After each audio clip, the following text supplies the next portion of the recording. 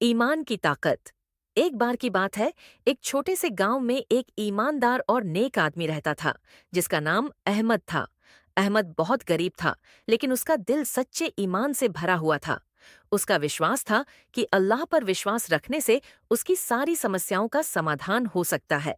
गांव के एक अमीर आदमी, जिसका नाम यूसुफ था, ने अहमद को एक बहुत बड़ा प्रस्ताव दिया। यूसुफ ने कहा, अगर तुम मेरे साथ एक गलत काम करोगे तो मैं तुम्हें बहुत सारी दौलत और सुविधाएं दे दूंगा। अहमद को यह प्रस्ताव बहुत लुभावना लगा, लेकिन उसने तुरंत जवाब दिया, मुझे तुम्हारी दौलत नहीं चाहिए, मैं अपने ईमान को नहीं छोड़ सकता। यूसुफ ने अहमद को ताने दिए और कहा, तुम्हारा ईमान तुम्हें कहाँ ले जाएगा? इस दुनिया में दौलत और ताकत ही सबसे अहम है। लेकिन अहमद ने मुस्कुराते हुए कहा, दौलत और ताकत में कुछ भी स्थायी नहीं है। मेरा ईमान मुझे सच्ची खुशी और शांति देगा, और मैं यही चाहता हूँ। समय बीतता गया और यूसुफ ने अपना काम जारी रखा। लेकिन एक दिन गांव में एक बड़ा तूफान आया।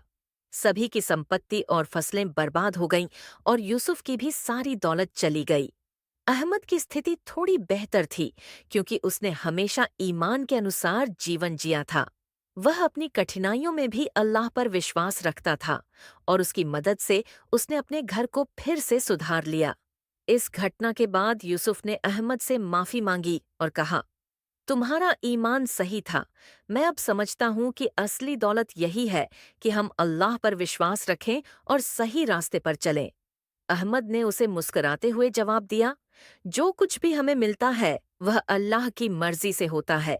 हमारी दौलत हमारी अच्छाई और ईमान से ही मापी जाती है। इस तरह अहमद का ईमान जीत गया, और यूसुफ भी अब अपने जीवन में सच्चे रास्ते पर चलने लगा।